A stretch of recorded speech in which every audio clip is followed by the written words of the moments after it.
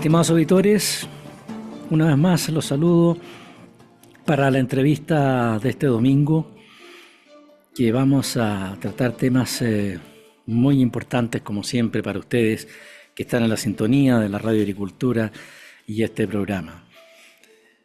Vamos a saludar a nuestro invitado.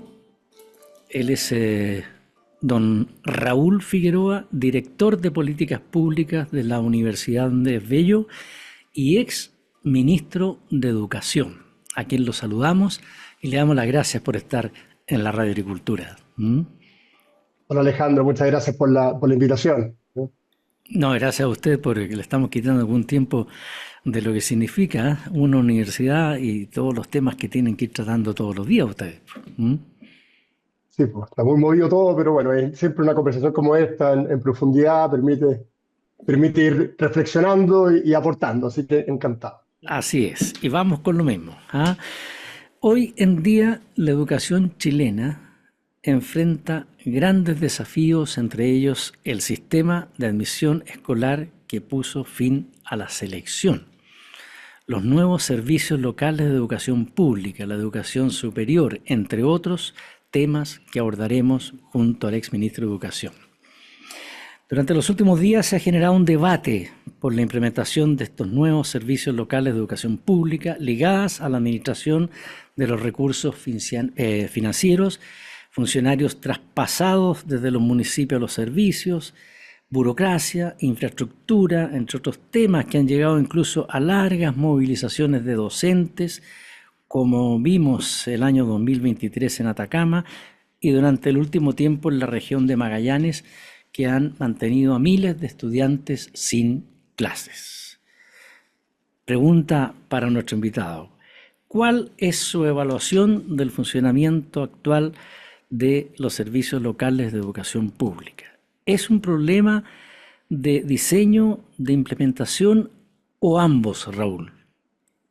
A ver, Alejandro, es una combinación de factores, ¿cierto? Que pasan tanto por el diseño como también por la implementación de estos nuevos servicios locales de educación. Solo una pequeña síntesis para que los auditores tengan claridad de qué es lo que estamos hablando. La educación pública en Chile, es decir, la que es tanto financiada como gestionada por el Estado, tradicionalmente está en manos de los municipios. Y eso tenía un conjunto de ventajas y también algunos problemas. Obviamente, no podemos desconocer que tenía dificultades. Las ventajas de la administración municipal apuntaban fundamentalmente a un altísimo nivel de descentralización, lo que en materia educacional yo creo que es muy positivo porque permite que los problemas se resuelvan por quien está más cerca de esa realidad. Y junto con esa descentralización, una flexibilidad que es necesaria, que es importante para la calidad de la oferta educativa y en la que los municipios podían jugar con ciertas reglas. Tenían también problemas, una heterogeneidad muy compleja, había municipios que lo hacían bien, otros que no lo hacían tan bien, y eso obviamente genera dificultades. Con ese diagnóstico, durante el segundo gobierno de la presidenta Bachelet, se modificó el sistema de administración de la educación pública en lo que se llamó un proceso de desmunicipalización. Entonces, se dejaron, esto es largo, estamos todavía en la transición de ese proceso, pero en régimen pasamos de los 345 municipios a 70 servicios locales de educación que además dependen de una dirección de educación pública, que es un órgano central al alero del Ministerio de Educación. ¿Y qué es lo que ocurrió? Durante ese debate fuimos muchos los que dijimos, mira, está bien, hay que hacer algo para mejorar la educación pública, en eso no había ninguna duda.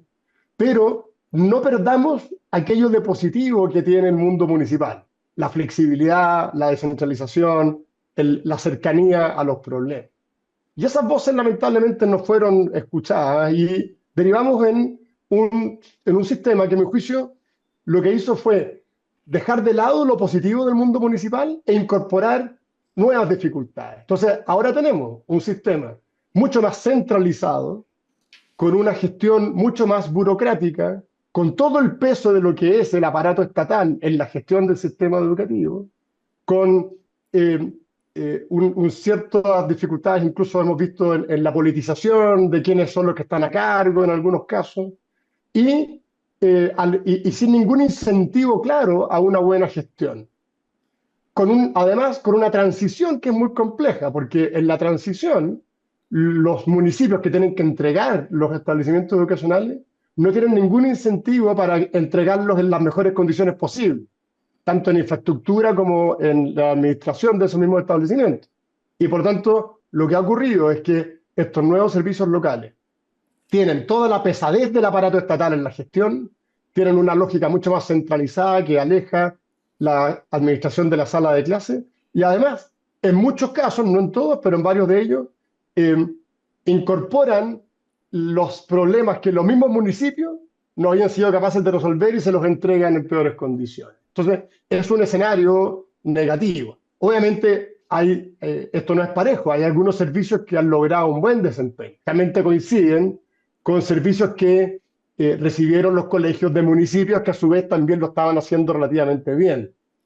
Otros lo han tenido muchos problemas, como lo vimos fuertemente en el norte, donde ya habían problemas de antes y los nuevos servicios no han sido capaces de poder resolverlo. Entonces, es un tema muy complejo que además se une a un conjunto de otras reformas que se llevaron adelante durante ese mismo periodo, el segundo gobierno de la presidenta Bachelet, donde por distintas vías el sistema educativo tendió a una centralización, a una falta de flexibilidad, a cierta rigidez, a hacerle más difícil la gestión o incluso alejarla al mundo privado, con dificultades para el mundo particular subvencionado, con incorporaciones o cambios radicales a la forma en que se admiten los alumnos a las escuelas, el sistema de admisión escolar, etcétera. Una batería de reformas que puso el foco en lo estructural y que les hizo que se perdiera la atención donde debes estar siempre, que es en la sala de clase, es en lo que pasa con cada alumno, ¿cierto? Entonces, y ahora estamos de alguna manera estancados en los resultados hace mucho tiempo, 10 años, un poco más, coincidente con estas reformas, donde Chile, por diversas razones, estas y otras más, está en un estancamiento en resultados de aprendizaje, que es el gran desafío, ¿cierto? Cómo salimos adelante, tanto en la gestión pública como en los establecimientos particulares subvencionados. Yo justo le iba a preguntar de eso último que usted está diciendo, pero lo podemos complementar más en el sentido de que cómo impacta esta crisis en la confianza de las comunidades educativas hacia lo que es la educación pública. Claro, es muy complejo porque Chile tiene un sistema que es interesante, Sí, porque tenemos con financiamiento público establecimientos gestionados por el Estado, los municipios o estos servicios locales de educación, y establecimientos gestionados por privados, que son los colegios particulares subvencionados. Entre esos dos hacen el 90% de la matrícula. Por lo tanto, ahí está el foco de la política pública. Los colegios particulares pagados no son relevantes para lo que tiene que ver con el diseño de la política. Es marginal, son poca sí. matrícula, pocos colegios. El grueso está en el mundo público y en el mundo particular subvencionado. Y la matrícula del mundo público ha ido sistemáticamente a la baja en Chile en los últimos 15, 20 años. En algún minuto tuvimos cerca de un 60, 70%, cuando convivía todavía con el sistema particular subvencionado, pero las familias fueron eligiendo sistemáticamente el mundo particular subvencionado en desmedro del mundo público. Hoy día la matrícula de la educación pública es del orden de un 35-36%. ¿Y por qué? Por muchas razones, ¿cierto? Pero entre otras porque vieron en el sistema particular subvencionado un sistema que le entrega a las familias más seguridad de la continuidad. Los paros, por ejemplo, prácticamente se dan siempre, lamentablemente, en el sector municipal o en el sector público. No se dan los paros en los colegios particulares subvencionados. En términos de calidad, si bien es heterogéneo, la calidad tiende a ser un poco más alta en el mundo particular subvencionado. Entonces, es muy importante, yo valoro muchísimo esta diversidad de nuestro sistema, pero creo también que es muy importante que la educación pública tenga un estándar adecuado para que sea una opción atractiva para las familias. Y para eso se requiere entonces poner foco ahí, pero sin dejar de lado las preferencias de la familia. La política pública no puede forzar a un papá o una mamá a que vaya a un colegio o a otro. Tiene que preocuparse de que las condiciones sean tales para que las familias puedan libremente escoger lo que es mejor para sus hijos, bajo un principio fundamental que es el derecho preferente de los padres a educar a sus hijos. Pero obviamente que para que eso sea completo, la educación pública debiese ser una opción interesante para las familias, de manera que puedan efectivamente elegir entre una y otra. Y todos estos problemas que lamentablemente van aquejando al mundo público hacen que sea una opción, una alternativa menos atractiva.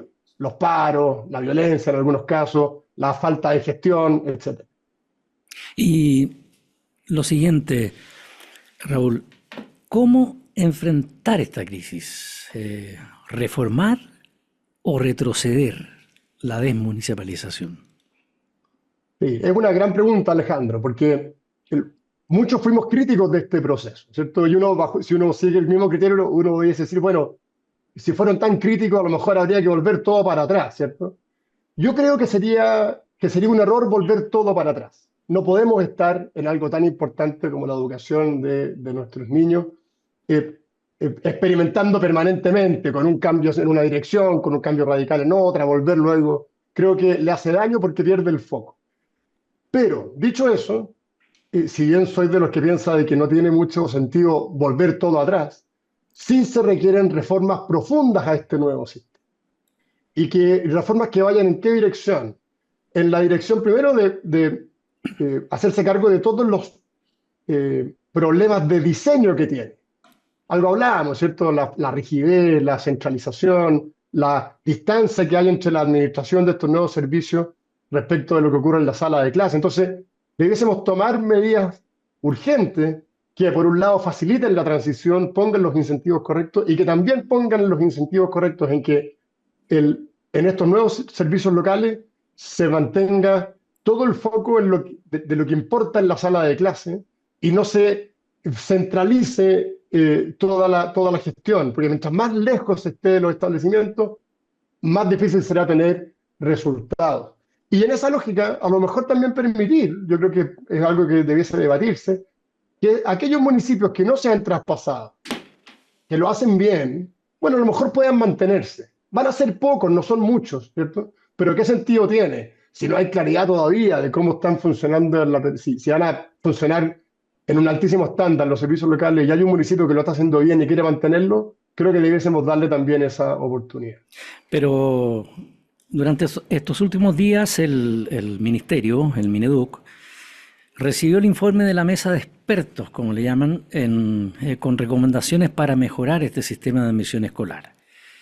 Instancia que propuso que los establecimientos, por ejemplo, de alta exigencia, puedan seleccionar hasta el 80%. ¿Qué opina de las recomendaciones de esta instancia usted? Claro, el sistema de admisión escolar, estábamos hablando delante de los servicios locales de educación. Sí, sí, sí. El sistema de admisión escolar es otra reforma que se hizo durante el mismo periodo del segundo gobierno de la presidenta Bachelet, donde se centraliza todo el sistema de admisión a los establecimientos que reciben subvención del Estado. Y por lo tanto, bajo un sistema, en el fondo, una plataforma computacional, donde se ponen las preferencias y luego si hay algunas preferencias, algunas prioridades muy específicas, y si muchas personas compiten por un mismo grupo, de manera aleatoria se determina quién se queda y quién no con eso. Ese sistema, a mi juicio, tiene también los mismos problemas. Es un sistema que centraliza en extremo, que hace muy complejo que los establecimientos educacionales puedan, al alero de la libertad de enseñanza, que es un bien muy preciado que defendemos en Chile, desarrollar de la mejor forma sus proyectos educativos y le pone rigidez.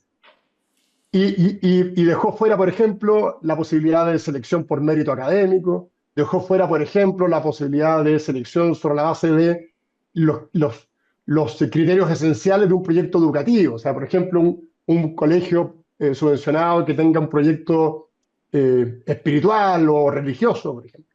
No puede seleccionar a sus alumnos por la vía de que las familias se comprometan también con ese mismo proyecto, que es algo relevante para poder llevarlo a cabo.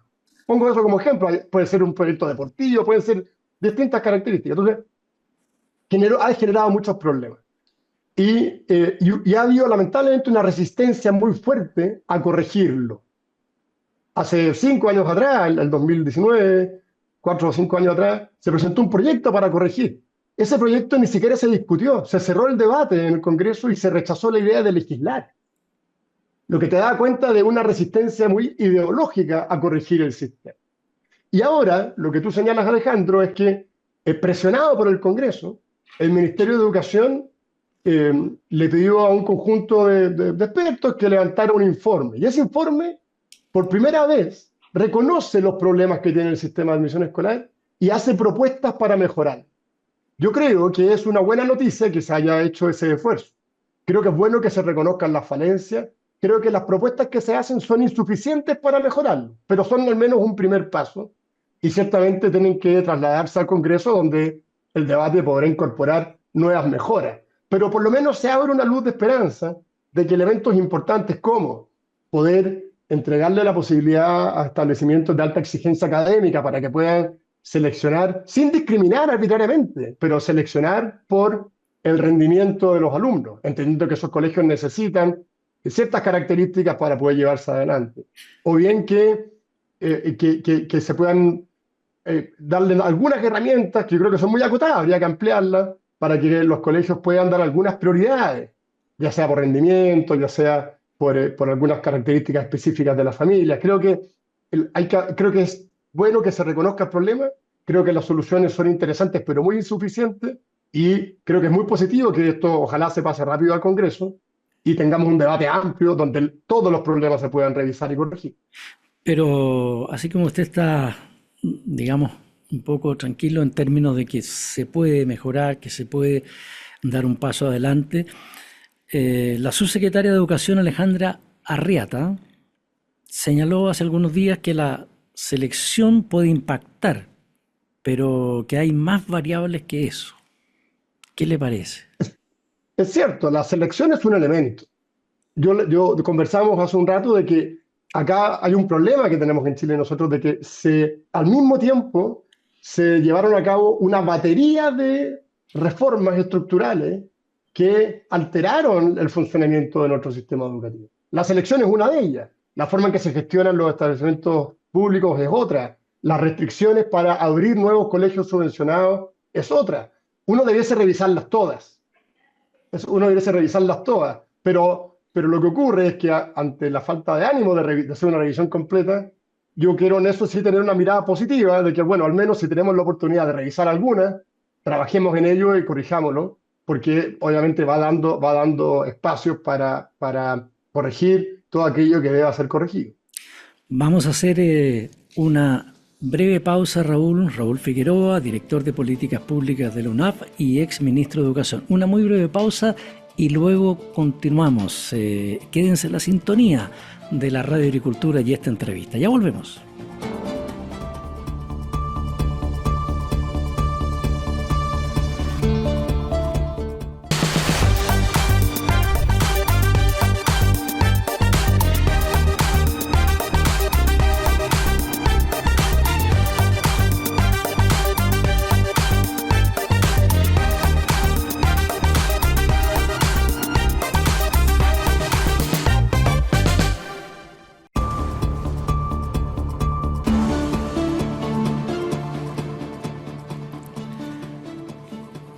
Y si nos vamos a otra consulta, ¿cuáles son los mayores efectos que dejó el fin de la selección? Usted algo ya ha comentado acerca de eso, pero la pregunta que quizás nuestros auditores que están en la sintonía de la Radio Agricultura pueden de una u otra forma pensar que perjudicó la calidad de la educación en nuestro país. ¿Fueron una tumba para los liceos emblemáticos o es demasiado lo que yo le estoy diciendo? Sí, es interesante ese debate, ¿cierto? ¿En qué medida el término de la selección es la pieza responsable de los problemas que hemos visto, específicamente, por ejemplo, en los liceos emblemáticos? Yo creo que como todo, y en esto hay que ser serio, es una combinación de factores.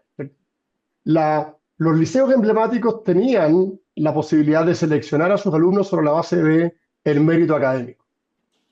Y con la reforma de la presidenta Bachelet, esa posibilidad se acabó. Ahora confiamos en que se pueda reponer.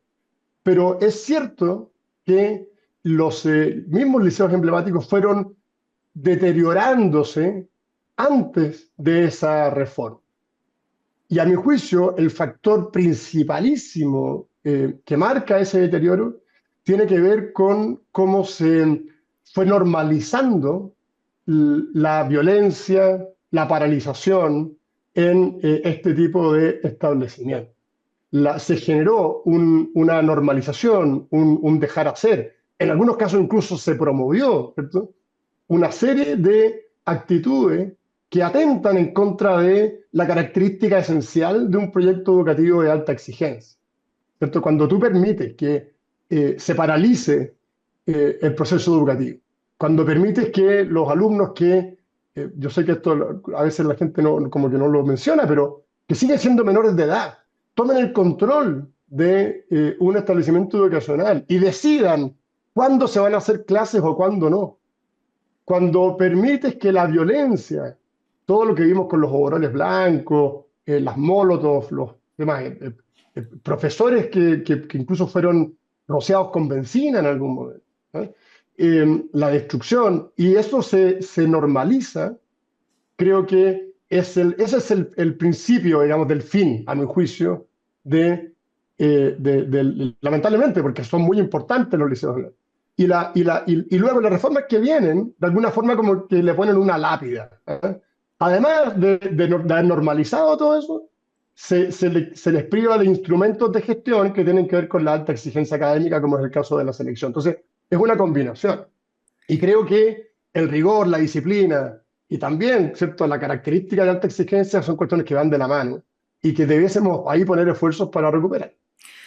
Vaya, usted impulsó como ministro de Educación en el gobierno del presidente Piñera los liceos bicentenarios durante su gestión. ¿Cree que este cambio podría afectar directamente la calidad de la educación o la equidad del sistema, teniendo en cuenta lo que usted está contando en este minuto? Los liceos bicentenarios son ahí efectivamente me tocó participar, partieron en el primer gobierno del presidente Piñera, yo tuve ahí un rol más bien como asesor, quien los impulsó como ministro, los primeros fue el ministro Joaquín Lavín, hay que Sí, reconocerle ese mérito, y creo que son una gran política pública. ¿Por qué? Porque muestran que bajo las mismas condiciones que el resto del sistema es posible tener buenos resultados. ¿Y cuál es la gracia de los liceos bicentenarios?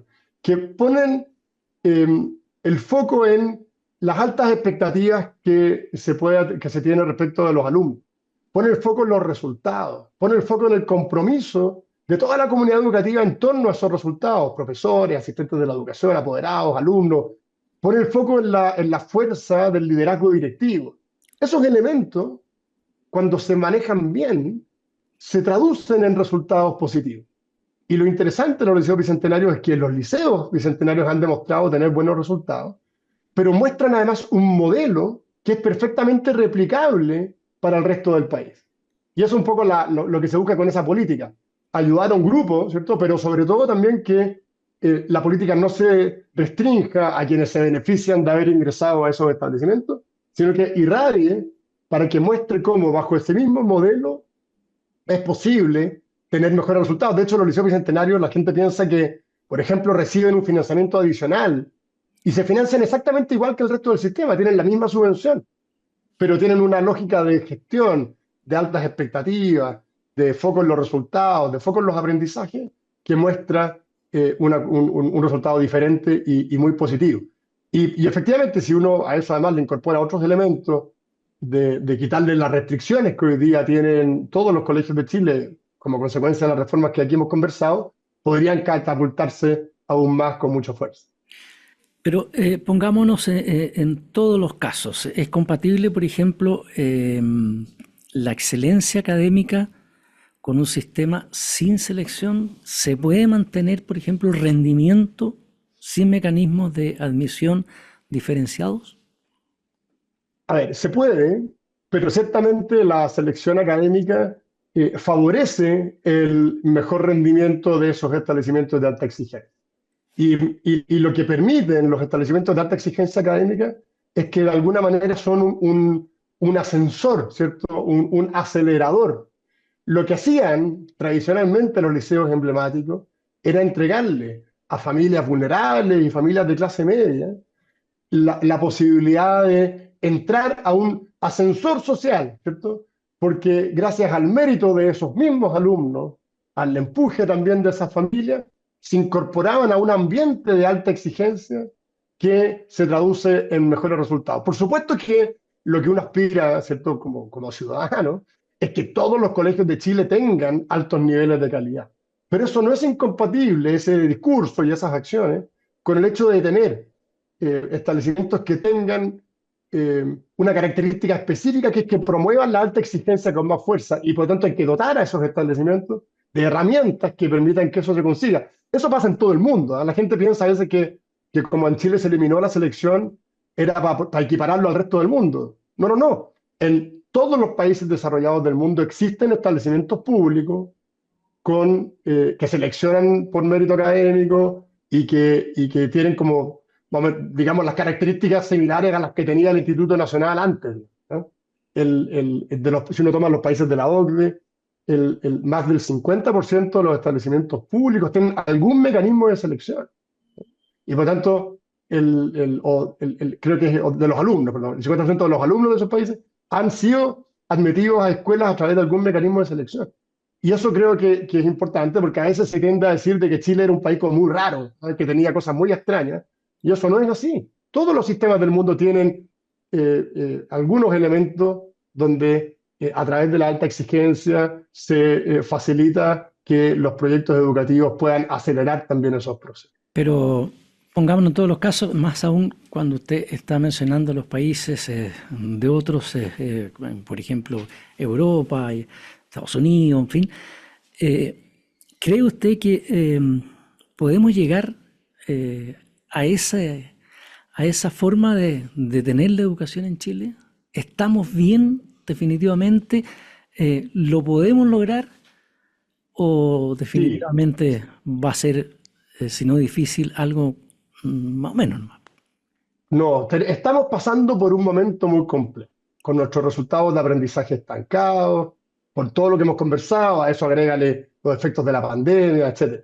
Pero creo que primero no podemos bajar los brazos, o sea, tenemos la obligación, ¿cierto?, de levantar al máximo nuestro sistema educativo. Y segundo, y esto es muy importante, Chile tiene un andamiaje institucional que, bien administrado, bien manejado, genera las condiciones para que nuestro sistema educativo vuelva a repuntar. El año 2012, para que no nos perdamos, Chile fue, de acuerdo a un estudio internacional de un profesor norteamericano, se llama Eric Hanushek, uno de los 3 países que más avanzó en el mundo en materia de resultados de aprendizaje. Chile. Históricamente, Chile, sí, el 2012, pero después nos Sí. estancamos. La, la, Seguimos teniendo los mejores resultados en la prueba PISA de toda Latinoamérica, pero estamos muy lejos de los países desarrollados. Y tenemos un andamiaje institucional que es interesante. Tenemos un sistema de aseguramiento de la calidad que está bien pensado. Tenemos una lógica, por ejemplo, de evaluaciones, que son los CINCE, que permiten saber cómo lo están haciendo nuestros alumnos y por tanto le entregan información a los mismos establecimientos, a los que generan políticas, a los padres y apoderados para que puedan elegir. Esa información pública es muy valiosa. Los demás países de Latinoamérica vienen a ver a Chile cómo funciona el CIMSS. Nos vienen a mirar, digamos, ¿eh? Y por tanto tenemos que aprovechar esas características de nuestra institucionalidad para potenciarlas. Y yo Y hoy soy en día, ese sentido un optimista, digamos. pero hoy día no se está haciendo así. Hoy día tenemos, yo creo que hemos perdido mucho tiempo. Se perdió mucho tiempo cuando se discutieron estas medidas estructurales que cambiaron el foco. Se dejó hacer con la violencia y la paralización. Recordemos la pandemia, lo difícil que fue volver a abrir las escuelas y la resistencia que ciertos grupos políticos tuvieron para que eso ocurriera. Bueno, todas esas cosas tienen consecuencias y las estamos lamentablemente hoy día sufriendo. Pero al mismo tiempo, gracias precisamente a este andamiaje institucional, sabemos lo que tenemos. Gracias al CIMSE sabemos que estamos estancados y por lo tanto Eso te obliga a poner el foco de la política pública donde hace falta. Perdón, Eh, perdón, perdón, el- pero estamos estancados en todos o hay algunos colegios que han logrado salir un poco más adelante. Mira, existen colegios que lo hacen muy bien. Ya. Y con esto no me refiero a los colegios particular pagados del barrio alto. Estoy No, de hablando acuerdo. siempre del mundo subvencionado, que es del foco de la política. Existen colegios que lo hacen muy bien en sectores de alta vulnerabilidad y lo hacen bien precisamente porque concentran sus esfuerzos donde hace falta. Ponen todo el foco de su actuar en los aprendizajes, hacen los acompañamientos, contribuyen a que sus docentes se sigan capacitando, incorporan capacidad. Y por lo tanto, esos colegios te muestran de que es posible. Ahora, para que eso ocurra, tú necesitas un compromiso férreo de toda la comunidad y necesitas que el foco de la política pública se centre ahí también, en los aprendizajes. Lo que hemos visto, lamentablemente, en los últimos años, yo soy crítico en ese sentido de lo que ha ocurrido en los últimos años, en la última administración, digamos, es que el foco se dejó de poner en los aprendizajes.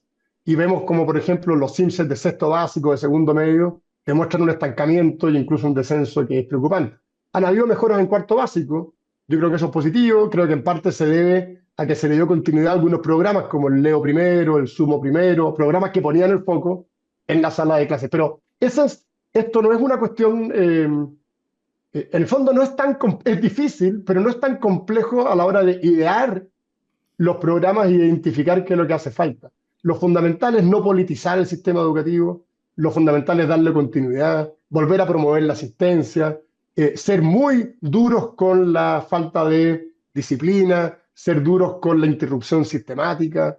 Eso hay que hacerlo, digamos. Eso Pero, requiere, por eso los paros y todo son muy graves, porque afectan a los niños. sin duda, pero esto de que bajó bastante el aprendizaje, eh, esto viene siendo solo de los estudiantes, de los alumnos, o algo también podrían estar eh, eh, generando este problema que son los profesores.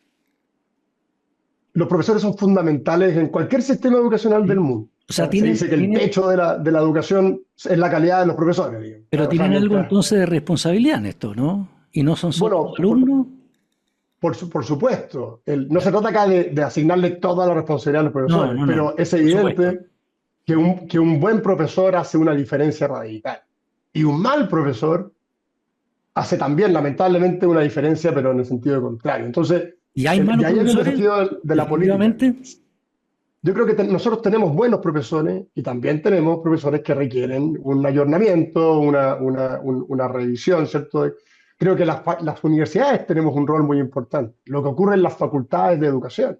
¿Cómo se están formando los nuevos profesores? ¿En qué medida en las facultades o las escuelas de educación a los nuevos profesores se les están entregando las herramientas para que los aprendizajes de sus alumnos sean un elemento central? O ¿O sea, en qué medida es más bien una cierta politización o un debate de política lo que ocurre en las escuelas? Creo que eso es un tema muy, muy, muy relevante. es decir, se le está un poco ayudando a los profesores, ¿cierto? A que esta situación vaya para arriba y no para abajo, como decía usted al comienzo. Exacto, se han hecho modificaciones incluso transversales. La remuneración de los profesores en los últimos 10 años se incrementó en cerca de un 30% real. Eso no le pasa a todas las profesiones, ¿cierto? No, Entonces se han hecho esfuerzos. Por supuesto que son insuficientes, se pueden seguir haciendo, pero creo que en esto no hay que tener una mirada tan negativa, en la medida que seamos conscientes del problema que tenemos y de dónde hay que poner los esfuerzos, que a mi juicio, insisto, están en la sala de clase, en los aprendizajes, y no en estos debates estructurales que en el fondo no tienen nada que ver con las verdaderas necesidades del sistema, ni de las escuelas, ni menos de los alumnos. usted habló de la sala de clase, pero hay muchos alumnos, muy breve porque tenemos que ir a pausa, que ni siquiera entran a clase y ni siquiera entran al colegio en la mañana, sino que se quedan afuera. ¿Ah? Eso también está Eso provocando es muy complejo muy y complejo. ahí hay iniciativas. Nosotros tenemos, por ejemplo, una baja en la asistencia. Tenemos dos problemas. Una baja en la asistencia, Ya. Todavía no recuperamos los niveles de asistencia que teníamos antes de la pandemia. Y lamentablemente tenemos un número importante de niños y jóvenes, cerca de 50.000 al año, que quedan fuera del sistema educativo. Y por lo tanto hay que tomar medidas para reincorporarlos, hay que tomar medidas para retenerlos y para reincorporarlos. Y ahí, por ejemplo, hay un proyecto de ley que quedó a medio tramitar cuando yo era ministro, porque lo aprobamos en la Cámara de Diputados, luego pasó al Senado, que le entrega financiamiento a una nueva modalidad, que es una modalidad educativa para los alumnos de reingreso, los que están fuera que queremos que vuelvan. Y ese proyecto no se ha movido en 4 años. Wow. Ahí tenés un ejemplo de algo que podría estar ocurriendo y que no está ocurriendo. Vamos a hacer una pausa. Estamos con Raúl Figueroa. Él es director de políticas públicas de la Universidad Andrés Bello y ex ministro de Educación. Una muy breve pausa y ya regresamos. Espérenos.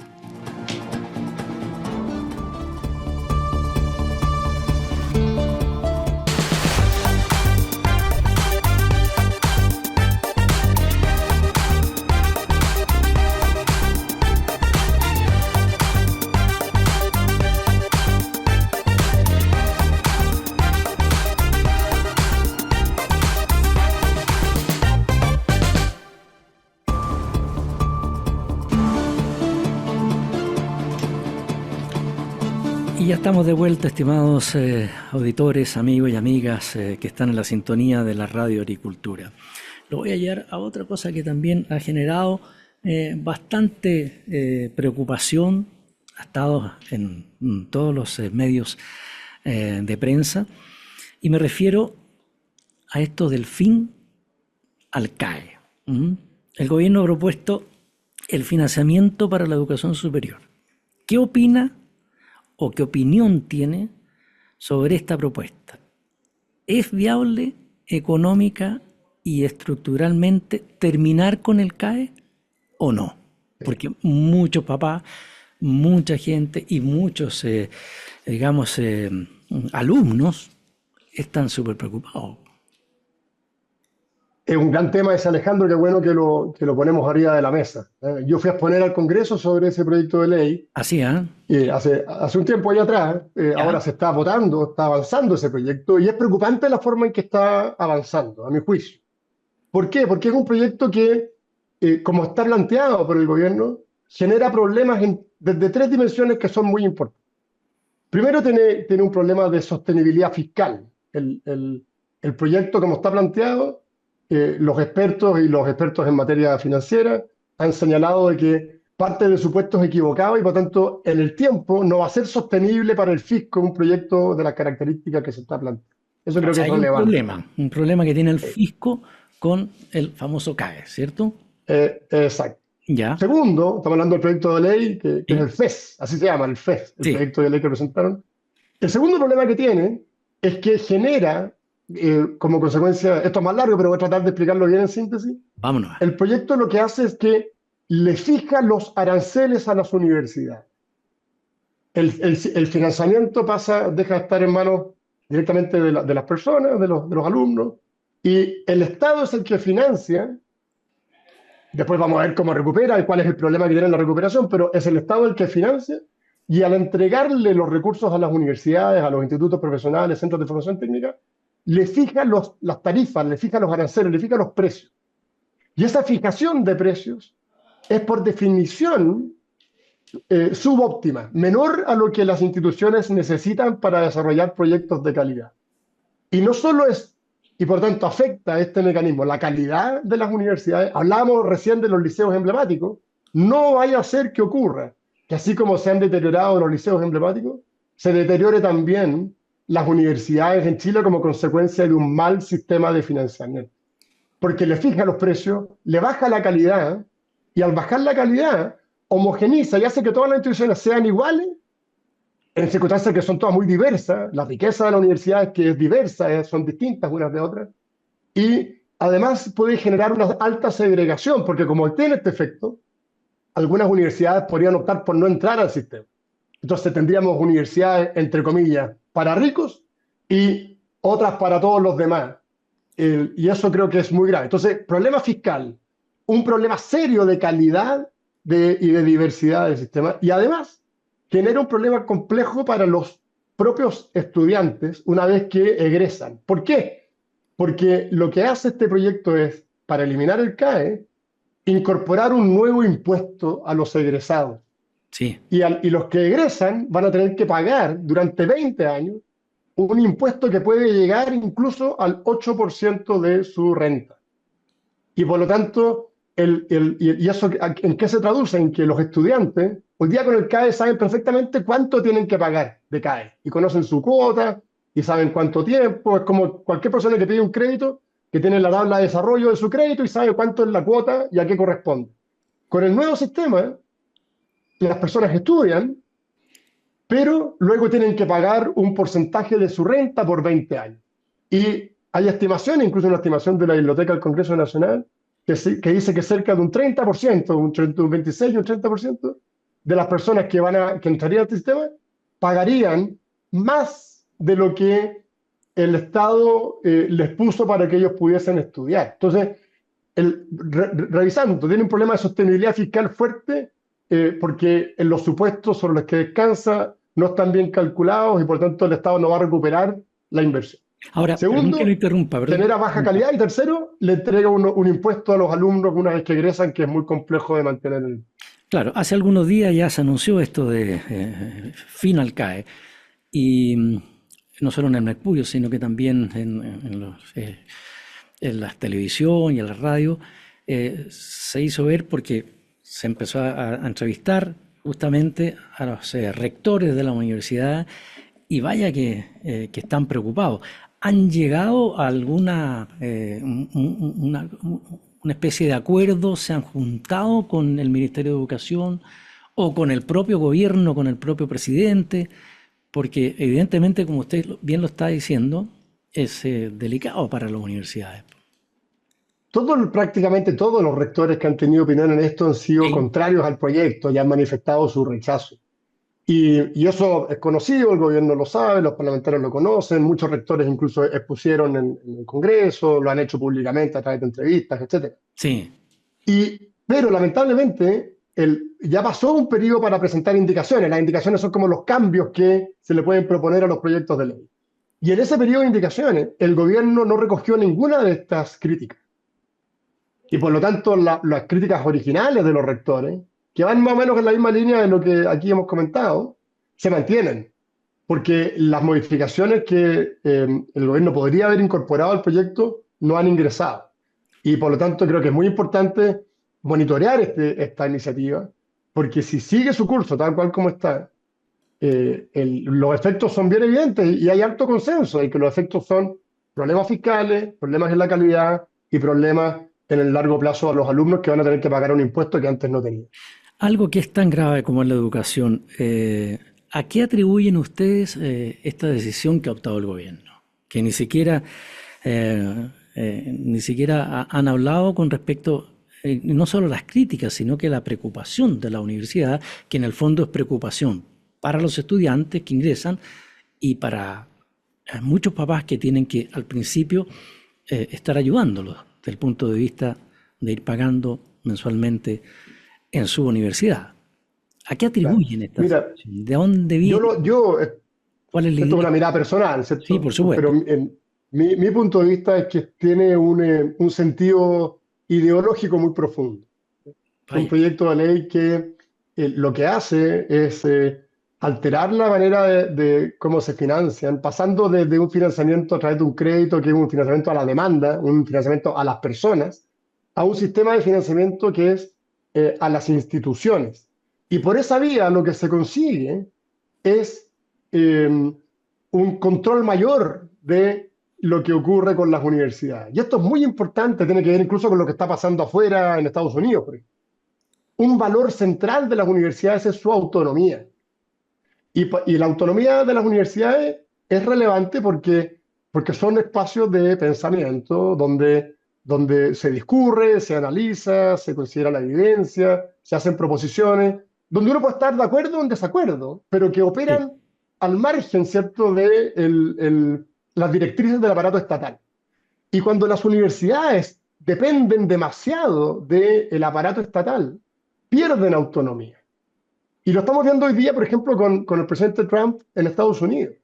Él le cortó 400 millones de dólares a la Universidad de Columbia. Está anunciando que le va a costar 9.000 millones de dólares a la Universidad de Harvard. Algo similar hizo con la Universidad de Pensilvania. Tiene intervenida cerca de 50 universidades porque controla la llave de los recursos. Y uno podrá decir, bueno, pero es que a mí no me gusta lo que hacen esas universidades, o a mí sí me gusta. Ese no es el punto. El punto es que no le corresponde a un Estado intervenir en lo que pasa dentro de una universidad. Y por eso la dependencia fiscal, la dependencia financiera de las universidades es muy compleja.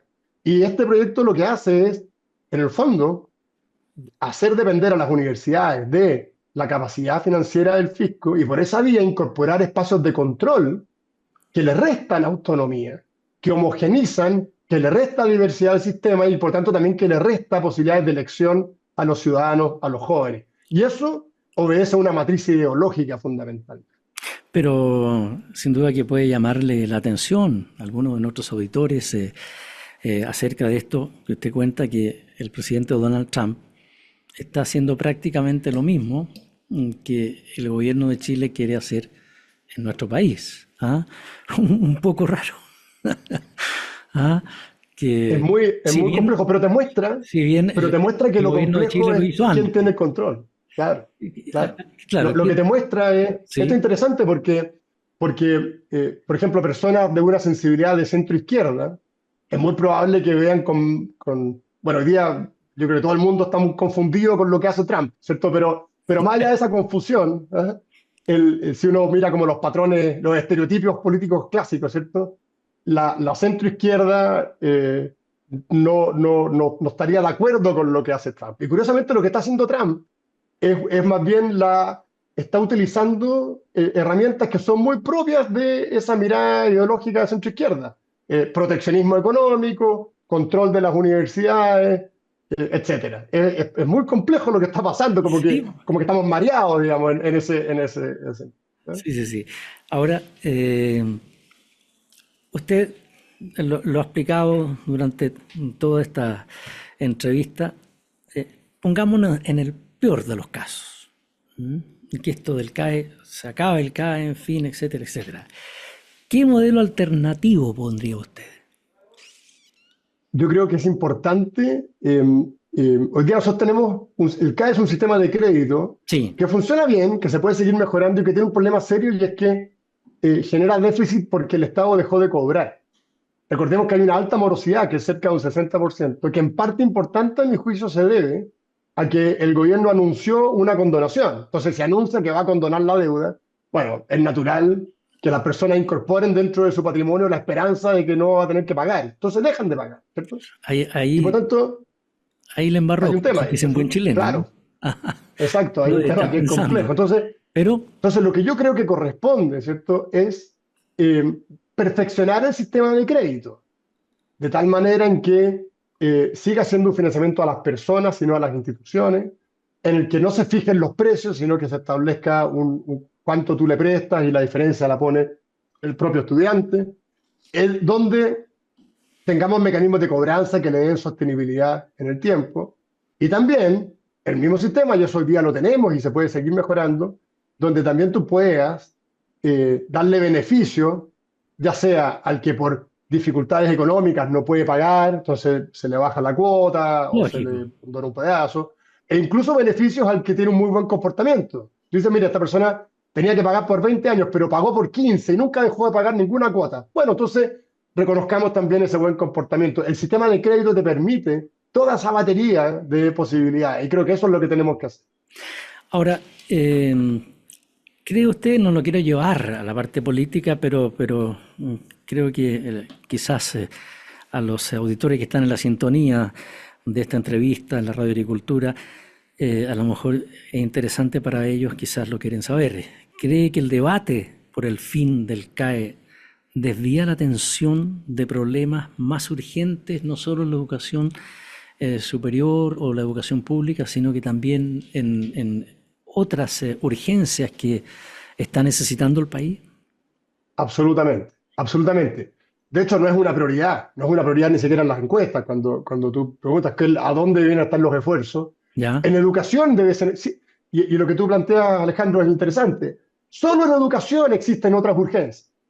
Sí, aumentar la cobertura de la educación parvularia, poner el foco en la calidad de los alumnos de la básica para que efectivamente aprendan a leer adecuadamente, recuperar a los estudiantes que se vieron afectados por la pandemia y que hoy día los resultados nos muestran en sexto y en segundo medio que sí, están con un deterioro fuerte y hay que hacerse cargo de esos alumnos, la educación técnico-profesional. O sea, solo en educación tenemos desafíos enormes. Y este proyecto de ley desvía dos cosas que son importantes. Desvía el esfuerzo económico, porque esos recursos podrían destinarse a estas necesidades, y desvía también el esfuerzo político. Lo que uno quisiera es ver a las autoridades de educación concentradas en resolver los problemas que hoy día quejan al sistema, y no más bien cuestiones ideológicas como las que hemos conversado aquí.